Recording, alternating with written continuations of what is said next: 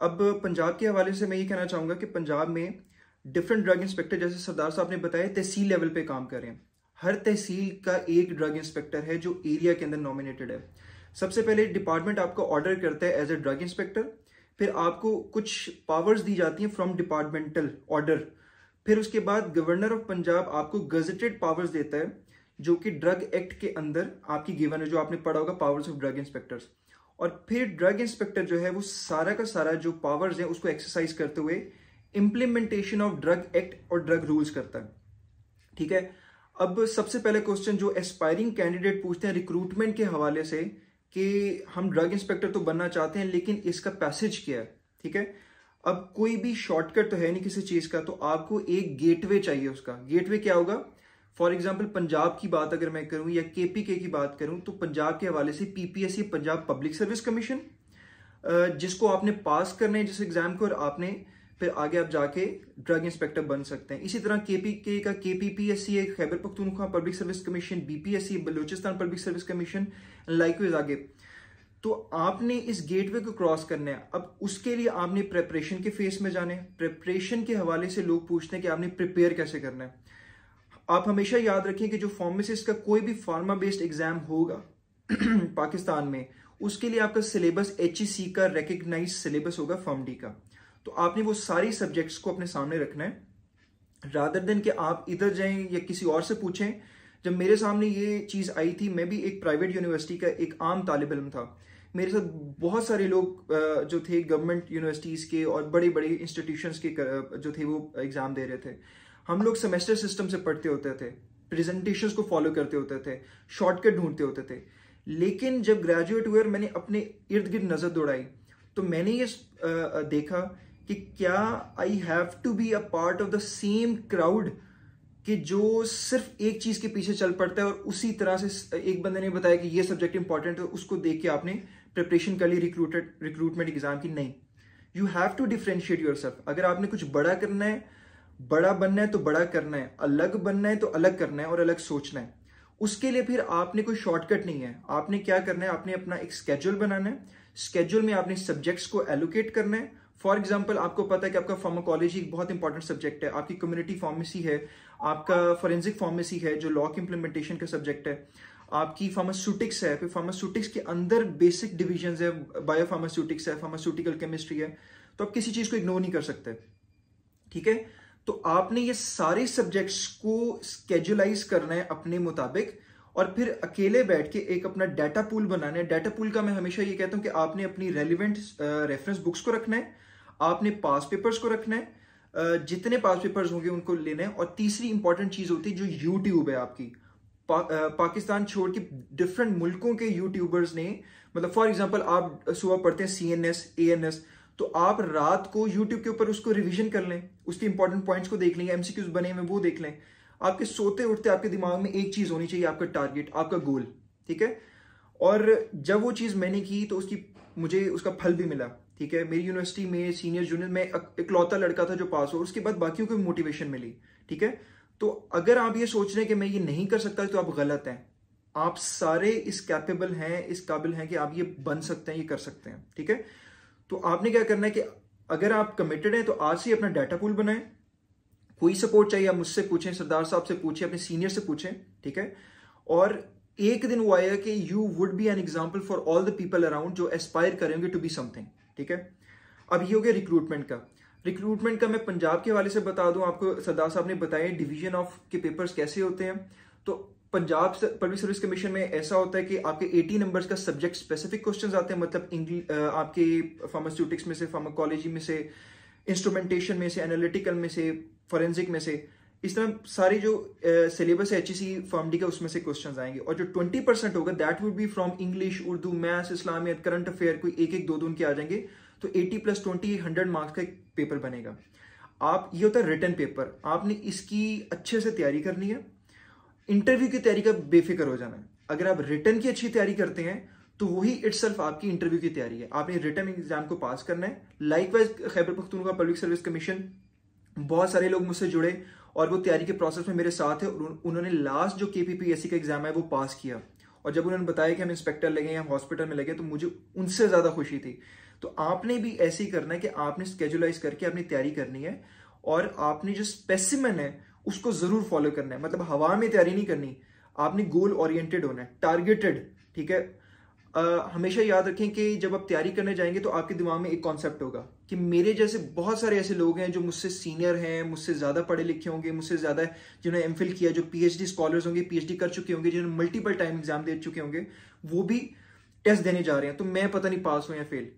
तो आपने ये नहीं सोचना, हर बंदा इक्वली आपके अकॉर्डिंग खड़ा होगा। ठीक है, और आपने क्या करना है, आपने सोचना अगर एक भी सीट है तो आपकी वो सीट है और आपने उसके लिए एफर्ट करनी है। ठीक है, आधे लोग एग्जाम से इसलिए आउट हो जाते हैं, अप्लाई करते हैं कि वो इस कॉन्सेप्ट के साथ पूरी तैयारी नहीं करते कि शायद मैं इतनी अच्छा नहीं हूं कि मैं ये पास कर सकूं। तो आधा जो आपका फॉर एग्जांपल 10,000 लोग अप्लाई करते तो 5,000 का आपका वो कंपटीशन निकल गया, उसमें से फर्दर हाफ आपके लोग निकल जाएंगे क्योंकि वो हाफ हार्टेडली तैयारी करते हैं। मतलब वो तैयारी का प्रोसेस स्टार्ट करते हैं लेकिन डिस्ट्रैक्शंस आती हैं, कोई और जॉब की वजह से, कोई फैमिली इश्यूज, तो वो वहीं पे तैयारी का प्रोसेस गिव अप कर जाते हैं। तो आपका फर्दर कंपटीशन हाफ 5,000 में से 2,500 कर लें, उसमें से फर्दर हाफ हो जाता है। क्यों? क्योंकि लोग 10 to 15 20% तैयारी करते हैं, कुछ तुक्के की बेस पे, कुछ बाय लक करते हैं, कुछ जो होते हैं वो टाइम मैनेजमेंट नहीं कर सकते, पेपर स्पेसिमेन की प्रैक्टिस नहीं करते, पास पेपर की प्रैक्टिस नहीं करते, तो कंपटीशन फर्दर हाफ होता है। प्लस नेगेटिव मार्किंग हो जाती है, जैसे पब्लिक सर्विस कमीशन में 0.25 नंबर की नेगेटिव मार्किंग है, पंजाब की बात करूं तो अगर आप एक क्वेश्चन जो है वो लीव कर देते हैं तो आपका 1 नंबर आपको नहीं मिलता, आपको 0 नंबर मिलता है। अगर आप एक गलत कर देते हैं तो उसमें आपको 0.25 नंबर नेगेटिव मिलते हैं। ठीक है, तो आपने ये पूरी एक टेक्निकल चीज है, paper specimen, paper practice, model paper practice और रिक्रूटमेंट का process, and you have to think very smartly to be 2 steps ahead of the people who are in the competition, to be a drug inspector, to be a hospital pharmacist, to be a clinical pharmacist or whatever the post advertised. ठीक है, तो ये आपने जो भी हो, चाहे बलोचिस्तान वाले सुन रहे हो, चाहे केपी वाले सुन रहे हो, चाहे पंजाब वाले, आपने उस एरिया के हिसाब से उस पब्लिक सर्विस कमीशन के रिक्रूटमेंट के जो चैप्टर है या स्पेसिमेन है या उसकी गाइडलाइंस, उसको फॉलो करना है और फिर आपने तैयारी करनी है। अब आ जाते हैं कि जब एडवर्टाइज कब होती है, पोस्ट एडवर्टाइज होती है as per the requirement of the government. ये ऐसी नहीं है कि कोई सीएसएस या पीएमएस की पोस्ट है जो कि हर साल एडवर्टाइज होगी। ये ऐसे होता है कि कोई पोस्ट 2 साल बाद एडवर्टाइज हो जाएंगी, कुछ 3 साल बाद भी हो सकती हैं, 4 साल भी हो सकती हैं। इसका मतलब कि जो पोस्ट का आपको इतनी अनसर्टेनिटी है कि वो पता नहीं कब अनाउंस होंगी, तो वो उतनी ही इंपॉर्टेंट भी होंगी। और अगर एक चीज इंपॉर्टेंट है तो, और वो एक once in a life time kind of opportunity है, तो आप उसको मिस नहीं करोगे by half heartedly preparing for it. You have to whole heartedly prepare for it and you have to prepare smartly और बाकी लोगों से आगे रहना है। तो उसके लिए फिर आपको तैयारी करनी पड़ेगी कि अगर 3 साल बाद एक एग्जाम आ रहा है, क्योंकि क्या होता है कि आप एक बार कहते हो कि आज मैं इस एग्जाम में हाफ हार्टेडली प्रिपेयर करके दे देता हूँ, तुक्के की बेस पे शायद पास हो जाऊं, आप इंटरव्यू में फेल हो रहते हो और फिर क्या होता है कि 2 3 4 साल बाद तक वो सीट्स नहीं आती और आप इंतजार में रहते हो, तो फायदा आपका जो पहले आपने चांस को गिव अप किया इसी वजह से। और कई बार क्या होता है कि एज जो होती है ना वो आपकी निकल जाती है। मतलब फॉर एग्जांपल अगर आपकी एज रिलैक्सेशन मिला के 36 ईयर्स तक आप अप्लाई कर सकते हो फॉर एग्जांपल तो किसी की एज हो सकता है कि पहले अटेम्प्ट के बाद दूसरे अटेम्प्ट तक वो 36 से तजावुज कर जाए, आगे निकल जाए, तो आप तो एलिजिबल ही नहीं रहे। इसी तरह से आपकी अटेम्प्ट्स होती हैं कि आपकी 2 या 3 अटेम्प्ट्स होती हैं पब्लिक सर्विस कमीशन में, आपने इससे ज़्यादा आप अटेम्प्ट नहीं कर सकते। तो आपने जब कोई चांस अवेल करना है तो आपने पूरे दिल से, पूरे दिमाग से सोच के, प्लान करके, स्केड्यूल करके, डाटा पूल को बना के, और ये बगैर सोचे हुए कि मैं किसी से कम हूँ। ठीक है, अगर आप सोच में बाकियों से आगे हैं तो बहुत आगे हैं। ठीक है, अच्छा, जब मैं बताऊं कि जब मेरी एलोकेशन हुई, मुझे पता चला कि मैं एक एफर्ट के बाद आया, तो आपको उसकी कदर होती है। जब आपको उस चीज़ की कदर होती है, और मैंने ये देखा कि मेरे इर्द गिर्द बहुत सारे सीनियर्स इंस्पेक्टर्स भी हैं, सारे लोग काम कर रहे हैं, ठीक है, लेकिन क्यों एक इमेज जो है वो डिस्टॉर्टेड है, क्यों एक धुंध है, क्यों लोगों को पता नहीं है कि ड्रग इंस्पेक्टर क्या है और क्या अच्छा काम कर सकता है। तो मुझे फिर ये पता चला कि हर चीज़ की ऑप्टिक्स होती हैं। अच्छी चीज़ वो है अगर आप अच्छा कर रहे हो लेकिन वो लोगों तक नहीं पहुंच रही, तो वो सिर्फ आपकी क्लोज्ड कम्युनिटी को पता है, तो फायदा नहीं है। अच्छा काम जब तक पहुंचेगा नहीं दूसरे बंदे तक, तो किसी को इंस्पायर कैसे करेगा। अगर 100 लोग इंस्पायर होते हैं तो उसमें 50 उस पर एक्ट करते हैं, उसमें से 25 पास होते हैं, उसमें से 10 लोग वो चीज को रेप्लिकेट करके अच्छा काम करते हैं, वो एक चेन रिएक्शन स्टार्ट हो जाता है। और इवेंचुअली ये जो पॉजिटिव फेस ऑफ प्रोफेशन है, ये मैं कहता हूं कि एक चेन रिएक्शन है कि आपने इंस्पायर करना है लोगों को, you have to make them a part of your team, ठीक है। और उसके बाद वो जो होंगे आपकी गुड थॉट प्रोसेस को, आपकी प्लानिंग्स को आपके साथ मिलकर एग्जीक्यूट करेंगे, ना कि आप डिवाइडेड हो। अगर आपने किसी को यूनाइट करना है ना, अगर आपने किसी को कोई चीज़ करनी है, बतानी है, इंप्रेस करना है, इंस्पायर करना है, तो आपको लीड बाय एग्जांपल करना पड़ता है। उस टाइम पे आई डिसाइडेड कि I have to lead by example. Secondly, जो मैं अच्छा काम करूंगा, क्योंकि ऑब्वियसली हम पिक्टोरियल या वीडियो एविडेंस अपने जब काम कर रहे होते हैं कम्युनिटी फार्मेसी पे तो कलेक्ट कर रहे होते हैं, क्योंकि ये एविडेंसेस कई बार कोर्ट ऑफ लॉ के अंदर या ड्रग कोर्ट्स में आगे हमें काम आती हैं, पिक्टोरियल एविडेंस वीडियो। उसमें से जो अच्छी चीज़ होती है काम की, वो मैं निकाल के आपके साथ शेयर करता हूँ, ताकि आपको पता चले कि कम्युनिटी फार्मेसी पे जो फार्मासिस्ट है उसको शाबाश मिलनी चाहिए। मैं वहाँ पे नोट्स डाल के आता हूँ कि आप ये अच्छा काम कर रहे हैं। जहाँ पे नहीं है उनको ताकीद करके पहली बार वार्निंग और उसके बाद चालान करके आते हैं, ठीक है। और फिर major contravention, minor contravention natures होती हैं, जैसे एक फार्मासिस्ट है तो एक्सपायरी को भी देखेगा, फार्मासिस्ट है वो तो cell purchase of narcotics steroids के रिकॉर्ड को भी देखेगा, फार्मासिस्ट है तो वो एक्सपायरी को भी देखेगा, फार्मासिस्ट है तो वो क्लीनलीनेस और हाइजीन को भी देखेगा, फार्मासिस्ट है तो वो कोल्ड चेन मेंटेनेंस को भी देखेगा कि रेफ्रिजरेटर का 2 से 8 डिग्री तक टेम्परेचर होना चाहिए, प्रीमिसेस का 25 तक टेम्परेचर होना चाहिए, उसकी ह्यूमिडिटी कितनी होनी चाहिए, ठीक है। फार्मासिस्ट होगा तो वो सारी चीजें मेंटेन करेगा, अगर नहीं होगा तो फिर वो फार्मेसी जो होगी वो उस स्टैंडर्ड की नहीं होगी, ठीक है। तो ये कोशिश की। उसके बाद फार्मासिस्ट क्यों नहीं आता, एक फार्मेसी पे ये क्यों कतराता है, अपनी डिग्री दे देता है, वो चीजें मैंने नोट डाउन की। उसमें क्या देखा कि एक एनवायरनमेंट नहीं फिजिबल मिला। मेरे पास तहसील चुनिया थी, पूरी कोशिश की, और अभी तहसील सांगले पूरी कोशिश की कि फार्मासिस्ट को एक उसकी जो डोमेन के हिसाब से प्रॉपर राइटर ड्यू रिस्पेक्ट दे, जिसकी वजह से फार्मासिस्ट उस प्रॉपर राइटर को ड्यू रिस्पेक्ट दे, और एक ऐसा सिस्टम चले कि जिसमें फार्मेसी जो हो एक स्टैंडर्ड की हो, और बाद में उस फार्मासिस्ट को हम या उस फार्मेसी को हम एज एन एग्जांपल में पोर्ट्रे कर सकूं सबके सामने, ठीक है। उसमें क्या किया कि प्रॉपर चेयर्स, प्रॉपर उनके टेबल्स फार्मासिस्ट के, उनके नेम प्लेट्स, उनकी लॉजिस्टिक्स, स्टेशनरी, रजिस्टर्स, हर चीज़ को इंश्योर किया। ये मेरा काम बाय, जैसे सरदार साहब ने कहा कि ये by means of drug act नहीं है, लेकिन एथिकली, मॉरली आपको अंदर से फील आता है कि ये मेरे लोग हैं, ये मेरे अपने फार्मासिस्ट हैं, ये हैं तो मैं हूं, अगर ये नहीं है तो हमारा कोई फेस नहीं है, इनकी इतनी सपोर्ट नहीं है तो हम कुछ भी नहीं है। तो I wanted to differentiate myself with the help of these pharmacist, and eventually I wanted कि लोग कहें कि हाँ यार फार्मासिस्ट कोई बला है, फार्मासिस्ट कोई चीज़ है। तो उस वजह से फिर मैंने वो चीज़ें सारे स्टेप्स की। तो कम्युनिटी फार्मेसी को हम देखते हैं, हम लोग वहाँ से सैम्पलिंग करते हैं, वो भेजते हैं, जो आपको पता है ड्रग एक्ट के अंदर गवर्नमेंट एनालिस्ट होते हैं, जो कि फार्मासिस्ट हैं, वो कहाँ पे होते हैं, वो ड्रग टेस्टिंग लैब के अंदर बैठे होते हैं। फिर हमारे फार्मासिस्ट ड्रग कोर्ट्स के अंदर भी अपॉइंटेड होते हैं, हमारे फार्मासिस्ट ड्रग कोर्ट के एज ए मेंबर जज के साथ भी होते हैं, हमारे फार्मासिस्ट हॉस्पिटल्स के अंदर अपॉइंट होते हैं as a clinical pharmacist and pharmacovigilance officer, जैसे पंजाब के अंदर भी हैं, बाकी हॉस्पिटल्स में भी हॉस्पिटल फार्मासिस्ट हैं, 50 बेड्स के ऊपर एक फार्मासिस्ट है। इसी तरह से ड्रग इंस्पेक्टर्स ऑफ हॉस्पिटल होते हैं, जैसे district headquarter hospital, tehsil headquarter hospital, specialised health care department के अंदर हमारे जो हैं वो ड्रग इंस्पेक्टर्स हैं। इसी तरह से फार्मेसी मैनेजर्स हैं हमारे जो फार्मासिस्ट हैं हॉस्पिटल्स के अंदर। तो ये डिफरेंट डोमेन्स हैं, clinical pharmacist, pharmacovigilance officer, drug inspectors of area जो तहसील है आपकी, या ड्रग इंस्पेक्टर ऑफ हॉस्पिटल, या फार्मेसी मैनेजर्स, या ड्रग टेस्टिंग लैब के अंदर गवर्नमेंट एनालिस्ट, या मेंबर, या secretary district quality control board, ये सारे जो फार्मासिस्ट की डोमेन्स हैं, ठीक है। ये जो डोमेन्स हैं, ये आप कैसे पहुंच सकते हो उस तक, ये वही एक गेटवे जो मैंने आपको बताई कि रिक्रूटमेंट का प्रोसेस है। आपने अपने आप को समझाना है कि I have to be something, ठीक है। और ये नहीं देखना कि एक बार आप टेस्ट अगर फेल करते तो गिव अप करना है। आपने अपने आप को समझाना है कि अगले कमिंग 5 ईयर्स में I have to be a part of this government setup, ठीक है। कॉन्टिन्यूस एफर्ट करूंगा, एक बार फेल होगा, फर्ज कर उसके लिए आपने कोई 20-30% तैयारी की, अगली बार आप दोबारा तैयारी करोगे, मजीद तैयारी करोगे, तो पिछला 25 to 30% और अगला तैयारी मिला के आपकी ज्यादा तैयारी है। फिर तीसरी बार फिर आप गिव अप अगर नहीं करते, आप फिर तैयारी करते हो, तो इवेंचुअली आप जब कंसिस्टेंट रहते हो तो आप पास कर जाते हो। इसी तरह से लोग CSS करते हैं, PMS करते हैं कि वो गिव अप नहीं करते, वो अपने अटेम्प्ट्स लेते हैं, अपनी तैयारी का प्रोसेस लेते हैं, गिव अप नहीं करते, इधर उधर डिस्ट्रैक्ट नहीं हो रहते। कोई भी जॉब करो, मेरे पास मैं हमेशा मिसाल देता हूँ, मुझे एक खातून का मैसेज आया जब मैं तैयारी करवा रहा था। पिछली बार पंजाब के 114 लोग जो है वो रिक्रूटमेंट टेस्ट में पास हुए आउट ऑफ 120 सीट्स।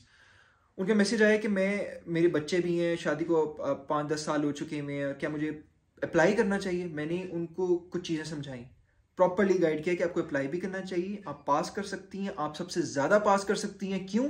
क्योंकि आप पढ़ाई से बहुत दूर रही हैं इतना अरसा, और आपके अंदर वो पैशन, वो ड्राइविंग फोर्स ज़्यादा होगी। आपके अंदर एक दिमाग में ये चीज़ होगी कि मैं चूंकि दूर हूँ तो मुझे ज़्यादा पढ़ना है, मुझे ज़्यादा एफर्ट करनी है। तो वो लोग जो इसको फॉर ग्रांटेड ले रहे होंगे उनकी निस्बत, you would be at a better position to implement और गिव या put in more effort, more energy, ठीक है, और आपकी ड्राइविंग फोर्स ज़्यादा होगी। और उसके बाद क्या हुआ कि मुझे एक दिन मैसेज आता है, और इतना लंबा मैसेज, उसका नटशल में ये था कि अगर आप उस दिन मोटिवेट ना करते तो हम शायद उस तरह से पास ना हो सकते। वो पास हो गई, वो एलोकेट हो गई और उनकी जॉब होगी, एंड टुडे वो जो है गवर्नमेंट ऑफिसर है, ठीक है। तो गवर्नमेंट ऑफिसर, पब्लिक सर्वेंट, अगर आपने बनना है, पब्लिक सर्व करना है, तो आपकी इंटेंशंस प्योर होनी चाहिए। आपको पता होना चाहिए कि आप कितनी एफर्ट करके यहाँ पे जा रहे हो, और उस एफर्ट को आपने पे बैक करना है, ठीक है। अब बहुत सारी ऐसी चीज़ें हैं, मैं आपको बता सकता हूँ, बहुत डिटेल सेशन हो सकता है, लेकिन मैं चाहता हूँ कि आपके क्वेश्चंस को मैं एड्रेस करूँ, क्योंकि मैं चाहता हूँ कि जो ग्रास रूट लेवल के ऊपर जो छोटे से छोटा, बड़े से बड़े क्वेश्चन है, आप मुझसे पूछें। और ये सेशन भी शायद एक्सपायर होने वाला है, तो आप इस सेशन को बेशक दोबारा कर लें और ज्वाइन करके आप मुझसे क्वेश्चन कर सकते हैं। कोई क्वेश्चन है तो अभी भी मुझसे पूछ सकते हैं। Sir, thank you so very much, आपने इतना इन्फॉर्मेटिव सेशन दिया हमें।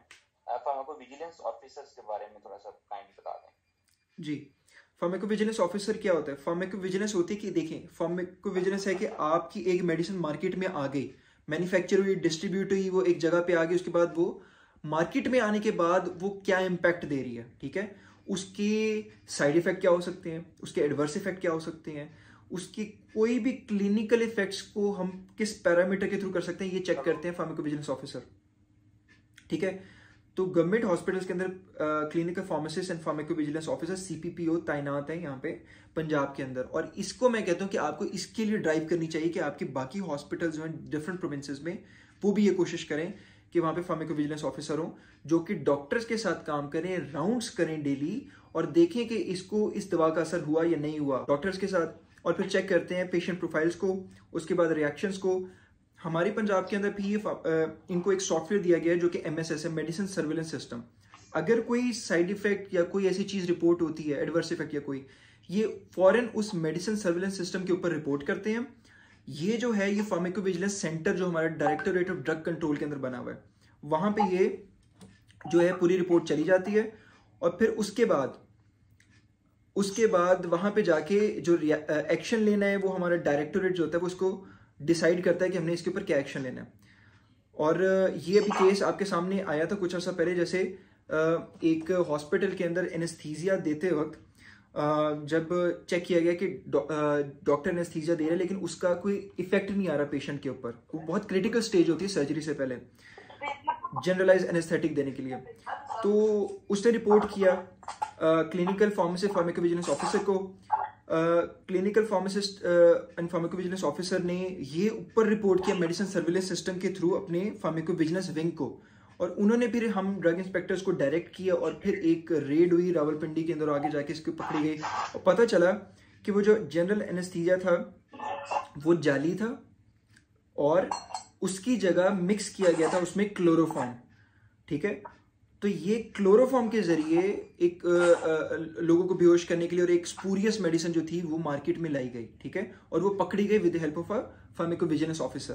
तो अब ये अंदाजा लगा सकते हैं कि अगर हम अपनी डोमेन को अंडरस्टैंड करें और बजाय के सिर्फ छोटे मोटे नारे या फॉर द टाइमिंग कोई एफर्ट करें, हम एक ग्रास रूट लेवल से एक बहुत रेवोल्यूशनराइज करने के लिए एक बहुत तबलीग करें, लोगों को बताएं, लोगों तक पैगाम पहुंचाएं कि ये CPPO होता है, ये फार्मेसी मैनेजर है, ये DI है, ये गवर्नमेंट एनालिस्ट है। अगर KP के अंदर फार्माकोविजिलेंस ऑफिसर नहीं है तो आपको ये कोशिश करनी चाहिए कि आप वहां पे अपनी मिनिस्ट्री को आगाह करें, आप लोगों के अंदर ये चीज बताएं कि हमें CPPO की जॉब डोमेन चाहिए, हमें ये वाली पोस्ट चाहिए, हमें इतनी पोस्ट क्रिएट करनी है, हमें सिर्फ फार्मासिस्ट नहीं चाहिए, हमें क्यों एक फार्मासिस्ट चाहिए ये बताना है आपने, ठीक है।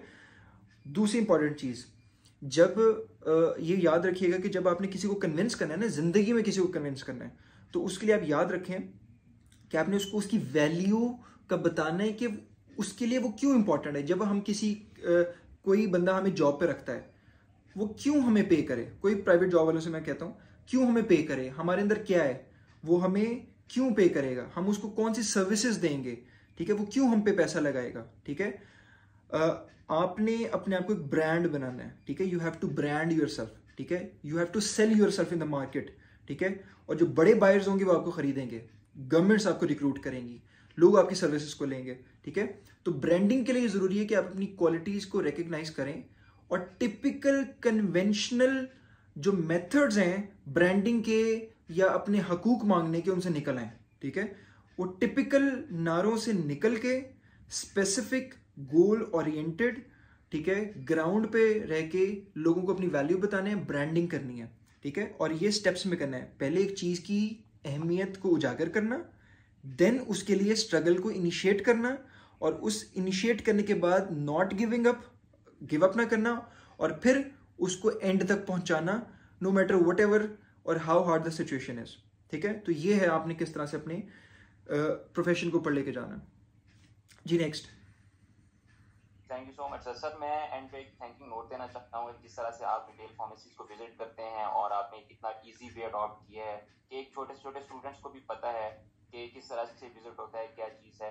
और मैं आपके रेफरेंस से एक रिक्वेस्ट भी करूँगा कि दूसरे ड्रग इंस्पेक्टर्स तक भी आप ये बात पहुँचाएं, क्योंकि आपका एक्सपोजर ज़्यादा है, कि वो भी रिटेल फार्मेसी सेटअप को इंकरेज करें, रिटेल फार्मेसिस्ट को इंकरेज करें, ताकि हमारे जो प्रोफेशन की ये डोमेन है इसमें भी इम्प्रूवमेंट आई जा सके। Thank you so very much. जी वेलकम, बहुत शुक्रिया। और ये आपने बात अच्छी की है। और कभी कभी ना ये होता है कि हम डायरेक्टली हम जो कलीग्स होते हैं उनको तो हम कहते हैं कि यार ये इस तरह से आप हमें चाहिए कि हम ये करें। मेरे अंदर एक कॉन्सेप्ट ये है कि there should be a competition. जब आप जहाँ पे हो ना, आप वो चीज़ करो। कभी कभी आपको डायरेक्टली जब हम किसी को कहते हैं ना, तो हर एक बंदा अपनी एक माइंड फ्रेम में होता है। हम कहते हैं जो हमारे मोस्ट रिलायबल लोग होते हैं हम उनको कहते हैं, लेकिन you should create an environment of competition where आप अपना मैसेज सब तक पहुंचा रहे हो और अगला बंदा साइलेंटली ऑब्जर्व करता है कि अगर एक बंदा अच्छा काम कर रहा है तो हमें उससे बेहतर करना है, ठीक है। और ये जब तक कंपटीशन का एलिमेंट नहीं ना होगा, इवन आप में भी जब आपने पब्लिक सर्विस कमीशन के एग्जाम्स देने हैं या ड्रग इंस्पेक्टर बने, इन एग्जाम के लिए आपके अंदर कंपटीशन का एलिमेंट होना चाहिए। और मैं एक बात बताऊं, दुनिया की कोई सी बड़ी तकलीफ, बड़ी से बड़ा आपको कोई मिसहैप हुआ है, ठीक है, किसी की डेथ होती है, किसी ने कभी आपको कह दिया कि तुम ये कर नहीं सकते, तुम ये बन नहीं सकते, उसको रिप्लाई नहीं करना आपने, ठीक है। आपने उस सबको इकट्ठा करके चैनलाइज करना है और ये अपने आप को समझाना है कि I have to be something and I will be an example for all the people around. और ये एक दिन जो बंदा मुझे कह रहे हैं, एक दिन यही होगा कि जिसकी शायद मैं भी हेल्प करूंगा और उसके लिए एग्जाम्पल होगा, और यही जो होगा तकलीद करेगा और मानेगा फिर, ठीक है। तो आपने सारी जो पॉजिटिविटी है ना उसको अपने इर्द गिर्द रखना है और नेगेटिविटी जो होती है उसको न्यूट्रलाइज करना है। हम कोशिश करते हैं और मैं करूँगा, मैं इंशाल्लाह कि मैं जितने ड्रग इंस्पेक्टर्स हैं हमारे सारे, और मैं बताना चाहूँगा कि मैं केपीके के ड्रग इंस्पेक्टर्स के साथ भी कॉन्टैक्ट में हूँ, मैं गिलगित के ड्रग इंस्पेक्टर्स के साथ भी कॉन्टैक्ट में हूँ, सिंध के ड्रग इंस्पेक्टर्स के साथ भी कॉन्टैक्ट में हूँ, पंजाब के जो है बहुत ज़्यादा ड्रग इंस्पेक्टर, ऑब्वियसली हम एक ही फील्ड फोर्स का हिस्सा, तो उनके साथ कॉन्टैक्ट में हूँ, ठीक है। हमने ग्रुप्स भी बनाए हुए अलहदा कंबाइंड, और उसमें जो केपीके का इशू होता है वो शेयर कर देते हैं, हम उनको गाइड करते हैं, हमारा कुछ इशू होता है हम पूछ लेते हैं, और बहुत एक अच्छा एनवायरनमेंट जो है वो बनाने की हम कोशिश कर रहे हैं ताकि फैमिली की तरह एक मिल के एक प्रोफेशन म्यूचुअल रिस्पेक्ट के साथ हम चल सकें, उसको आगे लेके चलें। बहुत बहुत अस्सलाम वालेकुम सर। जी वालेकुम सलाम। Sir first of all thank you so much for the very informative session. Sir आपने जैसे बताया कि पोस्ट एडवर्टाइजमेंट होती है, पोस्ट एडवर्टाइजमेंट तब भी होती है जब गवर्नमेंट को रिक्वायर्ड होता है। सो सर जो फ्रेश ग्रेजुएट्स निकल रहे होते हैं, सर मुझे उनके बारे में पूछना है कि व्हाट वुड यू सजेस्ट, क्या उनको अगर कोई प्राइवेट सेक्टर में जॉब अपॉर्चुनिटी कोई मिल रही है, so should they avail that opportunity or should they wait for the exam या solely prepare करें एग्जाम के लिए? क्योंकि obviously अगर वो जॉब करते हैं या जॉब अवेल करते हैं तो उनको उतना टाइम नहीं मिल सकेगा जितना एक पर्सन सोली अगर प्रिपेयर कर रहा है तो जितना उसको मिलेगा। सर काइंडली इसको आंसर। ठीक है, आपको बहुत बेसिक कॉन्सेप्ट है और ये कॉन्सेप्ट जो सबको अंडरस्टैंड करने की जरूरत है। क्यों? जब आप ग्रेजुएट करते हो ना, आपकी 2-4 चीज़ें जो आपने बहुत जल्दी करनी है वो क्या है? सबसे पहले अपनी अपनी ट्रांसक्रिप्ट के लिए अप्लाई करना है, आपने अपनी डिग्री लेनी है और साथ ही साथ अपने अपने रिस्पेक्टिव फार्मेसी काउंसिल के अंदर अपनी कैटेगरी को ले लेना है, ठीक है, ताकि आप एक रजिस्टर्ड फार्मासिस्ट बन जाओ। क्योंकि जिस भी रिक्रूटमेंट एग्जाम के लिए आप प्लान करोगे उसके लिए आपको रजिस्टर्ड फार्मासिस्ट की रिक्वायरमेंट होगी, ठीक है। उसके बाद आपने कहा कि आप क्या करो, अगर एडवर्टाइज नहीं हुई तो क्या करें। देखिए, आपने एक चीज तो एम कर लिया कि you have to be a part of this government setup in the coming 5 years।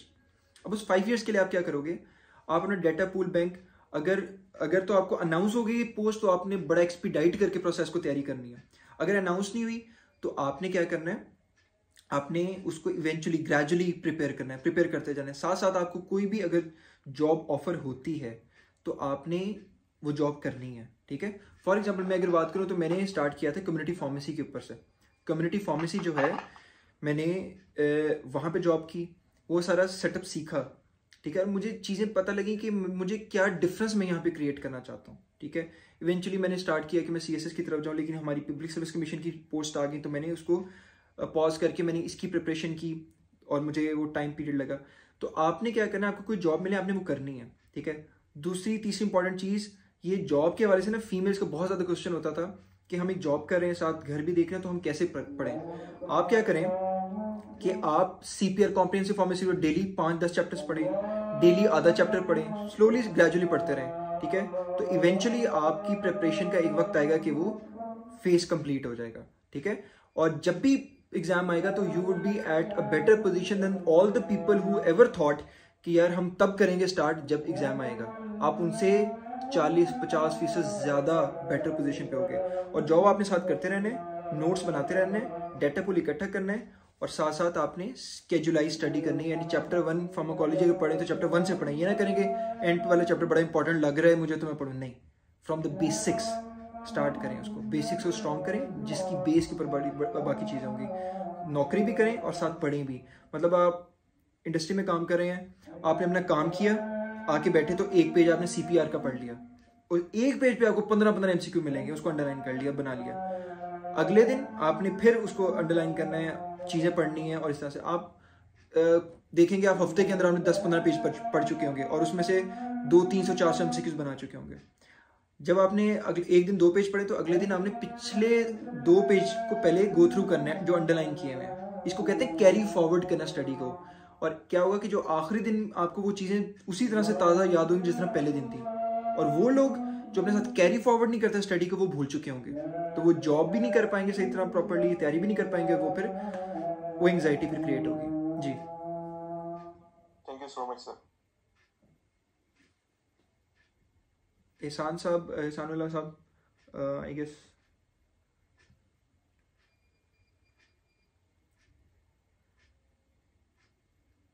Ji further कोई क्वेश्चन है तो आप पूछ सकते हैं काइंडली। अस्सलाम वालेकुम सर। जी वालेकुम सलाम। सर, जो स्टूडेंट्स अभी 5th या 6th सेमेस्टर में हैं उनके लिए आप क्या सजेस्ट करेंगे, वो किस तरह से अपार्ट फ्रॉम देयर मतलब इंप्रूविंग देयर CGPA वो किस तरह से इस स्टडी को किस तरह से लेंगे? देखिए मैं आपको एक बात बताऊं, अगर आप मैं आपको एक मिसाल देता हूँ अपनी। I was very much into curricular plus extra curricular, मतलब sports, dramatics, movies, parties, tours, CR था क्लास को, एक्स्ट्रा करिकुलर बहुत सारी चीज़ें करनी, लेकिन कभी भी पढ़ाई पे कॉम्प्रोमाइज़ नहीं आपने करना। पहली चीज़, आप सारा कुछ करें लेकिन टीचर को कभी ये मौका नहीं देना आपने कि वो ये कहे ये सब कुछ करता है करती है लेकिन ये इस चीज़ में नहीं है। जो आपका प्राइम गोल है जिसकी वजह से you are a part of a class और अ यूनिवर्सिटी, उसमें आपने कॉम्प्रोमाइज़ नहीं करना, पहली चीज़। दूसरी चीज़ ये कि मैंने क्या किया कि मैंने 2 साल के अंदर 10 बुक्स लिखी।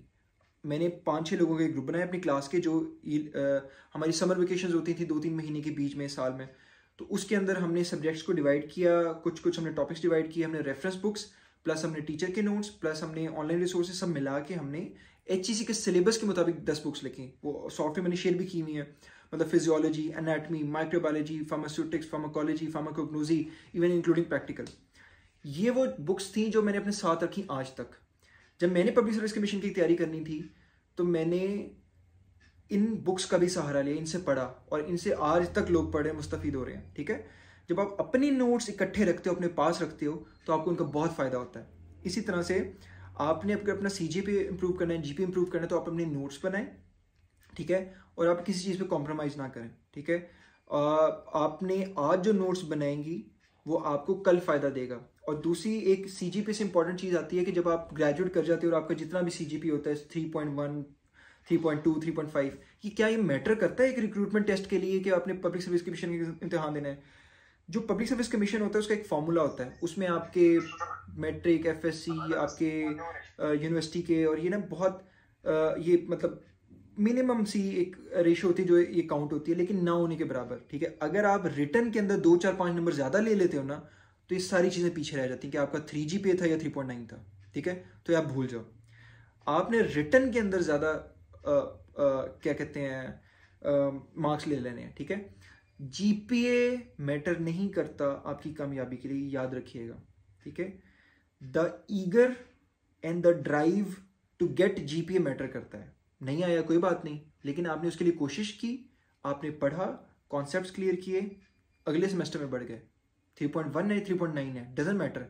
हो सकता है 3.9 वाला कमीशन के एग्जाम फेल कर जाए, और 3.1 वाला जिसके कॉन्सेप्ट क्लियर थे, लेकिन वो चूंकि उस रट्टलाई सिस्टम के अंदर इतना थॉरली और लिख नहीं सकता था, लेकिन उसके कॉन्सेप्ट क्लियर थे, तो उसने MCQ बेस्ड या शॉर्ट जो है सिंथ के जैसे तो शॉर्ट क्वेश्चन वो पास कर लिया, ठीक है। तो आप बिल्कुल भी परेशान नहीं होना किसी चीज़ से, CGPA को लेके या बाकी चीज़ों को लेके, बस एक नॉर्मल CGPA मेंटेन रखें, अबव 3 या 3.5 तक हो तो सही है। Next. Yes sir, thank you so much. Welcome जी। और आपको मैं बता दूं कि मैंने इस वजह से, जब मैंने रिक्रूटमेंट के हवाले से जब तैयारी करनी थी, तो हमारे पाकिस्तान में उस वक्त एज सच कोई भी चीज़ नहीं थी जो कि एज ए गाइडलाइन मुझे मेरे लिए होती कि मैं इधर से तैयारी कर लूँ। हम हमेशा स्टूडेंट्स ये देखते हैं कि कोई एक चीज़ मिल जाए जहाँ से हम तैयारी करें, ठीक है। तो उस वक्त नहीं थी, तो इसलिए फिर मैंने डाटा पूल अपना बनाया, जिसके लिए मैं आपको कह रहा हूँ आपने अपना डाटा पूल बनाना है, क्योंकि आपको हो सकता है कि वो 100% मटेरियल ना मिले जहाँ से आप तैयारी कर सको। जब मैंने पेपर दे रहा था, तब मैंने अपने से ये वादा किया था कि यार मुझे पास करा दे, फिर मैं उन लोगों के लिए खड़ा हूँगा जो शायद उस जगह पे खड़े हूँ जहाँ आज मैं खड़ा हूँ। वो पास हुआ, और उसके बाद फिर ये बुक्स का सिलसिला शुरू हो गया, जिसमें मॉडल पेपर्स भी लिखे, सारे अपने गवर्नमेंट ऑफिशियल्स जो मेरे दोस्त थे उनको मिला, जो ड्रग इंस्पेक्टर, क्लिनिकल फार्मासिस्ट हैं, कि आप ये मॉडल पेपर बनाएं, 100 नंबर का पेपर, जिसको लोग प्रैक्टिस करें और अपने आप को खुद नंबर दें उसी एक टाइम फ्रेम में जो कि पब्लिक सर्विस कमीशन के अंदर आपको एग्जामिनेशन हॉल का टाइम होता है। और 100 में से जो पासिंग रेशियो फिर आप अपनी देखें कि मैंने नेगेटिव मार्किंग मेरी इतनी हुई और 100 में मैंने इतने लिए।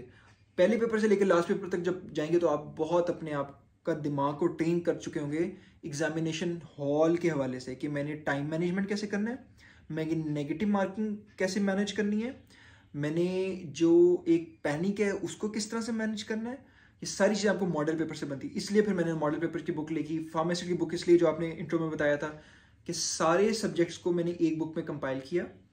मतलब कि आप जब किसी ने रिक्रूटमेंट टेस्ट देना है तो फार्माकोलॉजी को प्रेफर कर लेता है, फार्मास्यूटिक्स को करता है, और ये इतने लेंथी सब्जेक्ट्स हैं कि कई बार डेट अनाउंस हो जाती है और आप बाकी सब्जेक्ट जैसे मार्केटिंग मैनेजमेंट है, फॉरेंसिक फार्मेसी है, इंस्ट्रूमेंटेशन है, बायोकेमिस्ट्री है, ऑर्गेनिक केमिस्ट्री है, आपकी क्लिनिकल फार्मेसी, इन कितने ऐसे सब्जेक्ट्स हैं जिनको आप देख ही नहीं पाते, और आप एग्जामिनेशन हॉल के अंदर चले जाते हो और वहाँ पे फिर तुक्के लगा के और नेगेटिव मार्किंग और PPSC पब्लिक सर्विस कमीशन को फेल कराते हो।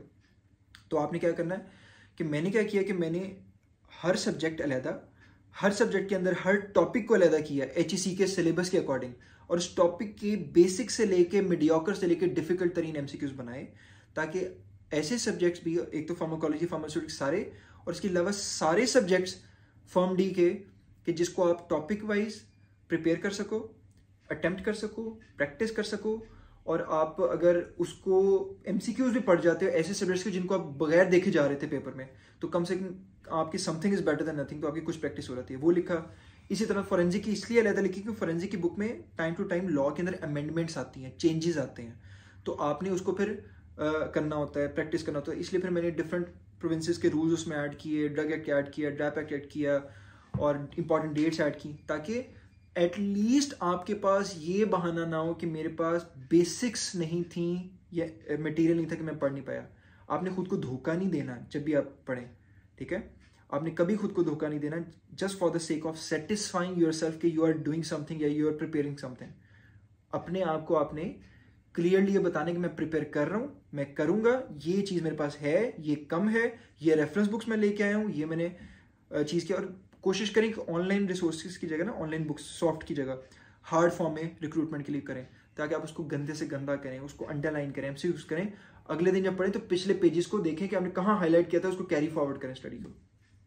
जी जो बुक्स हैं अली हसन ने पूछा है, ये आप मेरी व्हाट्सएप इनके पास नंबर है, अदरवाइज आप क्या कहते हैं, मेरा जो लई खान के नाम से वो है फेसबुक पे है अकाउंट है, और 2 पेजेस हैं, एक पेज जो है वो मेरा उसकी एक्सेस मेरे से गुम गई थी और एक नया पेज मैंने बनाया हुआ है, आप उधर मुझे कर दें लई खान के, तो वहाँ पे मुझे इनबॉक्स कर दें, मैं आपको लिंक जो है रिप्लाई में फिर वो जब देखूंगा मैं आपको शेयर कर दूंगा। वहाँ पे मेरी पूरी ड्राइव है जिसके अंदर आपको सारी सॉफ्ट बुक्स मिल जाएंगी, आपको यूनिवर्सिटीज़ के पास पेपर्स मिल जाएंगे, आपको पब्लिक सर्विस कमीशन के पास पेपर्स मिल जाएंगे, आपको रेफरेंस बुक्स मिल जाएंगी फॉर्म डी की, ठीक है। और इंशाल्लाह मैं जल्दी वेबसाइट भी लॉन्च कर रहा हूँ जिस पे ये सारी मटेरियल आपके लिए होगा। जी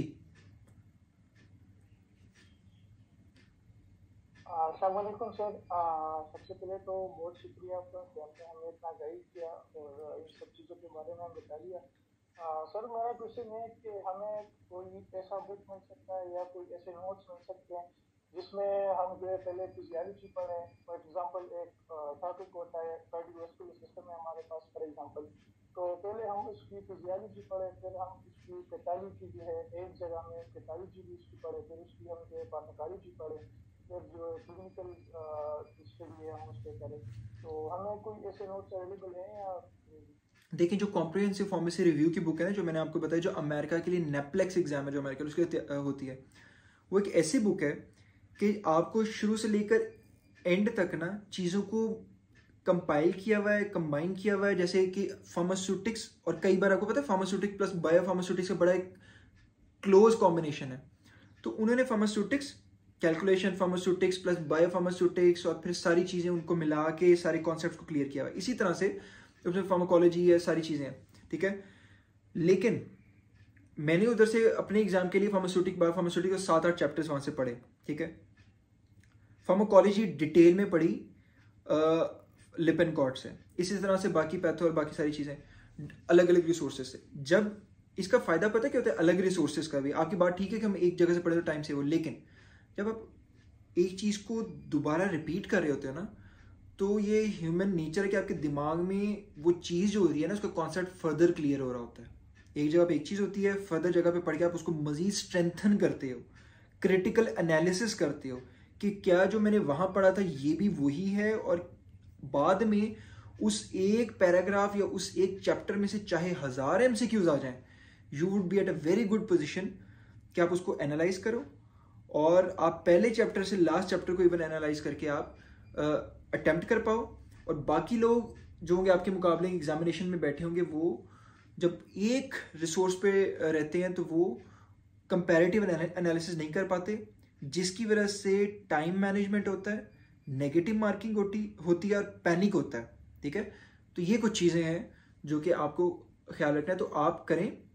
आपको मैं बुक्स प्रोवाइड कर दूंगा फिजियोलॉजी की, फार्माकोलॉजी की, ये सारी जो प्रॉपर नोट्स हैं, जब आप वो पढ़ेंगे तो बल्कि मैं आपको कहूँगा कि आप उस पर वीडियो बना के आप ज़रूर रिएक्ट कीजिएगा कि ये किस कदर आपको फ़ायदेमंद है या नहीं है, ठीक है। वो शॉर्ट इसलिए बनाई ताकि आप उसको बेसिक्स को अंडरस्टैंड कर सकें, ठीक है। और आप अपने मल्टीपल रिसोर्सेज रखें। अगर लिपिनकॉर्ट है, अगर आपको अच्छी लगती है, या कैटजंग है, जहाँ से आपको फार्माकोलॉजी लगती है, जहाँ से आपने पढ़ी है, आप वो एक सोर्स रख लें। आप एक रख लें जैसे लियोन शार्जल है, या कोई स्यूटिक्स के लिए कोई ऐसी बुक वो रख लें। इसी तरह से आप मल्टीपल रिसोर्सेज रखें, और फिर एक बुक ऐसी जैसे CPR कॉम्प्रिहेंसिव फार्मेसी रिव्यू है, वो रिव्यू बुक रख लें, ताकि आप जहाँ जहाँ से आपने जो पढ़ा है वो एक रिव्यू की बुक से आप फर्दर रिवाइज कर सकें, ठीक है। तो तरीका ये नहीं कि आपने शॉर्टकट ढूंढना है, तरीका ये है कि आपने स्टडी को बाकी सारी population who are appearing in exam उनसे आपने बहुत ऊपर रहना है, और उसके लिए आपने उनसे अलग लेवल की स्टडी करनी है और बेहतर स्टडी करनी है। जी जी वालेकुम सलाम sir. I have a question sir. ये सेम मुझे भी क्वेश्चन था रिगार्डिंग इसके, क्योंकि जो रिटन और कॉम्पिटिटिव एग्जाम्स हैं वो हर प्रोविंसेस का अपना है, तो काइंडली आप इसके हवाले से मुझे थोड़ा गाइड कर सकते हैं कि वैसे तो हमें इक्वली हर सब्जेक्ट को ही फोकस करना है जो प्रोविंस में हमारी इंक्लूडेड है, बट कुछ सब्जेक्ट्स होते हैं ना like major and minor subjects, so kindly अगर आप लिटिल बिट इसके बारे में थोड़ा सा देखिए, इसमें मैं ना शुरू दिन से एक चीज़ कहता हूँ कि जब आपने कॉम्पिटिटिव एग्जाम देना, चाहे इर्रेस्पेक्टिव हो वो किसी भी प्रोविंस का है, चाहे वो खैबर पख्तूनख्वा का है, गिलगित बल्तिस्तान का है, कश्मीर का है, पंजाब का है, बलूचिस्तान का है, सिंध का है, मैंने तकरीबन सबको तैयारी करवाई है, ठीक है, सबको हेल्प आउट किया पास करने के लिए। मैं हमेशा उनको ये कहता हूँ कि आपके इतना ज़्यादा वास्ट सिलेबस है, इतना वसी और हेक्टिक है कि ये ह्यूमनली पॉसिबल नहीं है कि आप उसको कवर कर सकते हो, ठीक है, ये ह्यूमनली पॉसिबल नहीं है आप सब कवर कर सको, ठीक है। अब यही सारे लोग सोच रहे होंगे जो आपके साथ होंगे, जो एग्जाम में होंगे, तो क्या आप गिव अप कर जाओ और रुक जाओ? तो giving up is not an option. आपने क्या करना है, you are not going to give up, rather you have to plan.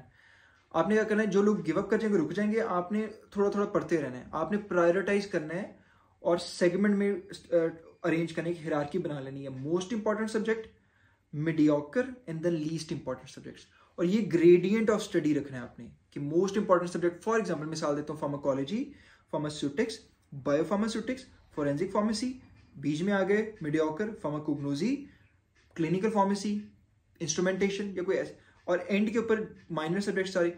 तो आपने ये ग्रेडियंट रखना है, ठीक है, ताकि आप मेजॉरिटी कवर कर सकें और फिर बाद में आप बाकी सारी चीज़ें अगर आपके पास टाइम है तो उसको कवर कर सकें। और अगर नहीं कवर करें तो तब मैंने आपको कहा था कि देखिए मैंने जो अपनी बुक लिखी कि आप उसको तो साथ साथ पढ़ें, लेकिन जब आपके पास ऐसे कोई सब्जेक्ट रह जाए जो आप नहीं पढ़ सकते, नहीं पढ़ना चाह रहे, आपका उतना नहीं है कैलिबर कि आप उसको भी कवर कर सकें, या टाइम इतना नहीं है, मैनेजमेंट, तो आप कम से कम वो बुक से उसको MCQs को या वन लाइनर ऑब्जेक्टिव को प्रैक्टिस करें, ठीक है। तो ये ग्रेडियंट को याद रखें, most important, mediocre and the least important subjects. जी।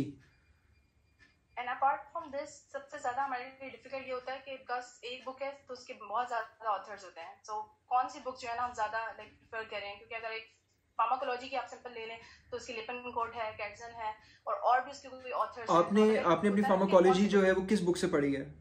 अपनी जो यूनिवर्सिटी में, ठीक है, आपने दोनों से पढ़ी है। मैंने लिपिनकोट से पढ़ी है, ठीक है, मैंने लिपिनकोट से पढ़ी है, मैंने उसको बहुत ही इजी टू अंडरस्टैंड और सारी वो चीज़ समझा, ठीक है। फिर मैंने उस एक बुक को समझ लिया कि चाहे मैंने पीछे से जो मर्जी पढ़, लेकिन अब मैंने एक ही बुक रखनी है, ठीक है, मैंने उसको पढ़ा। अब मुझे फ़ायदा क्या हुआ कि जब मैंने एक बुक रखी ना तो मैं डाइवर्टेड नहीं था मेंटली, मैंने एक बुक से सब कवर किया। उसके बाद मेरे पास इतना टाइम मिल गया मुझे कि मैं एक और रिव्यू बुक जो है फार्माकोलॉजी की पढ़ सकूं, क्योंकि मैंने लिपिनकोट को पढ़ लिया। फिर मैंने एक बुक है, वो भी सॉफ्ट के अंदर, वो मैं आपके साथ शेयर कर दूंगा सबके साथ, फार्मेसी एट ए ग्लास के नाम से। वो मैंने उस बुक के साथ लिखा हुआ है कि लेक्स रिकमेंडेशन, कि मेरी रिकमेंडेशन की आप पढ़ें। क्यों? क्योंकि वो 1 से 1.5 पेज 2 पेज की एक रिव्यू है। जो आपने पूरी बुक पढ़ी फार्माकोलॉजी की, उसको तो आपने अंडरलाइन किया, MCQs बनाए, उसकी एक्सरसाइज क्वेश्चंस किए, लेकिन उसको टेस्ट करने के लिए खुद को एक रिव्यू बुक है, वो आप पढ़ें। वो आप मैंने 2-3 दिन के अंदर वो रिव्यू बुक ख़त्म कर दी, ठीक है, दिन रात उसको पढ़ा, वो रिव्यू बुक ख़त्म कर दी। क्यों? क्योंकि मैंने लिपिनकोट पढ़ी हुई थी, ठीक है। तो आप एक बुक रखें और बाद में उसका रिव्यू करें। और मैं क्या करता था कि डेली में 2 चैप्टर पढ़ता था लिपिनकोट के, line to line, word to word, उसका अंडरलाइन करना, उसका एक्सरसाइज क्वेश्चन करना। और अगर मैंने सुबह CNS पढ़ा, ANS पढ़ा, तो रात को सोते वक्त मैंने YouTube ओपन करनी है और 3 से 4 वीडियोस ऑफ CNS देखनी है, जिसके अंदर वो MCQs दिए होंगे, छोटे बहुत कॉन्सेप्ट्स होंगे और MCQs आते थे। फिर उसका आपने आंसर सोचना और उसके बाद आंसर रिपीट होता है, ये आपकी प्रैक्टिस हो गई। इसी तरह से ANS है, उसके बाद drug acting on ANS CNS है, उसके बाद एंटीबायोटिक्स, एंटी फंगल सारी। तो जो चीज़ आप सुबह कर रहे हो उसको रात को आप स्ट्रेंथन करो, शाम को स्ट्रेंथन करो, ठीक है। आप अगर कोई बीच में चाय की ब्रेक ले रहे हो, कुछ ले रहे हो, तो आप YouTube ओपन कर लो, ठीक है। You have to use smart ways with hard work. Smart work बहुत जरूरी है जी। जी वालेकुम सलाम। सर इसमें प्रिपरेशन हमें कितना टाइम लग सकता है सर? ड्यूरेशन मतलब कितने आपसे देखिए, प्रिपरेशन का जो फेज है ना, वो हम समझते हैं कि 0 to 100, जब 100 कंप्लीट होगा तो वो होता है एक प्रिपरेशन का फेज। हम ये समझते हैं कि 100 जब हो रही है प्रिपरेशन, नहीं, ह्यूमनली चूंकि पॉसिबल नहीं है कि सारा सिलेबस कवर हो। सारे लोगों के सामने एग्जाम एक साथ ही एडवर्टाइज होता है, सारे लोग उसको अप्लाई करते हैं, सारे लोग अपनी प्रिपरेशन को स्टार्ट करेंगे। तो आप सारे प्रिपरेशन की फेज को करना स्टार्ट कर दिए। कोई यहाँ पे आके गिव अप कर गया और आप चलते रहे, किसी ने यहाँ पे आके गिव अप कर दिया, उसको कोई और ऑप्शन मिली और वो बोर हो गया तो आप चलते रहे, ठीक है। तो आपने क्या किया कि बाकी लोगों से कंपैरिजन करते हुए आपने 50%, 60%, 70% सिलेबस कवर कर लिया, और कोई 20% कर सका, कोई 20%, कोई तुक्के पे रह गया, कोई फर्दर अप्लाई कर दिया था तो उसे पेपर अटेम्प्ट करने चला गया, ठीक है। तो आप 100% कवर नहीं कर पाओगे, लेकिन आप मोस्ट इंपॉर्टेंट सब्जेक्ट मीडियोकर को जरूर कवर करो, लीस्ट को अगर टाइम हो देख लो, पेपर स्पेसिमेंस की प्रैक्टिस करो, मॉडल पेपर्स की प्रैक्टिस करो, और आप बस ये देखो कि आपने मैक्सिमम जान मानिए स्ट्रेंथ जो होगी पूरी आपकी कॉन्सेप्ट को क्लियर करने के लिए, और आपने बाकी लोगों से आगे रहना है। और आप पेपर आपका देखिएगा कि आपका पेपर अगर आप कॉन्फिडेंट ना भी हुए कि यार पता नहीं क्या होगा, फिर भी आपका पेपर क्लियर हो जाएगा, क्योंकि आपने बाकियों से ज़्यादा एफर्ट मारी होगी, जान मारी होगी। जी सर हमारे पास टाइम जो है वो बिल्कुल खत्म हो रहा है, ये सेशन एंड हो जाएगा, तो मेरे ख्याल में दूसरा सेशन स्टार्ट करने की जरूरत नहीं होगी। जी तो सर मेरे ख्याल में इसको हम वाइंड अप कर लेते हैं। अगर इसका कोई एक क्वेश्चन रह रहा है तकरीबन हमारे पास एक्सक्यूज मी सर, एक क्वेश्चन है सर, जस्ट 1 मिनट। जी जी फरहान जी रेड साहब बहुत शुक्रिया, मैं फरहान बात कर रहा हूँ, वर्किंग एज ए न्यूरोटेक्निशियन जी Farhan. Area. I am just simple question कि आप सिस्टम का हिस्सा हैं, तो कमिंग फ्यूचर में कब तक सीट्स अवेलेबल होंगी? सीट्स कब अवेलेबल होंगी? अब सीट्स जो है ना, ये हमारे सारी सूबों के पास कुछ सीट्स बची हुई हैं अभी जो वेकेंट है, और कुछ सीट्स होती हैं जो न्यू क्रिएट होती हैं। मतलब फॉर एग्जांपल 17 ग्रेड की सीट्स होते हैं जिसमें आप रिक्रूट होते हो। 17 में जो ऑलरेडी एग्जिस्टिंग लोग काम कर रहे होते हैं वो प्रमोट होते हैं, वो 18 में चले जाते हैं, तो 17 की सीट्स वेकेंट हो जाती हैं, खाली हो जाती हैं। तो जो पहले एग्जिस्टिंग सीट्स हैं प्लस वेकेंट सीट्स हैं, ये मिल के जब डिपार्टमेंट को लगता है अब we now need human resource या फार्मासिस्ट के वो काम करें, तो वो एक एडवर्टाइज कर देते हैं, ठीक है। तो ये एनी टाइम एडवर्टाइज हो सकती हैं, तो you should always be prepared for it, कभी भी अनाउंस हो सकते हैं। और पीपी की इलेक्टेड बॉडी आ गई तो ऑब्वियसली वो भी ड्राइव करेंगी, वो भी एफर्ट लगाएंगी, वो भी हैमर करेंगी कि ये जल्दी अनाउंस करें, तो कभी भी अनाउंस हो सकती हैं।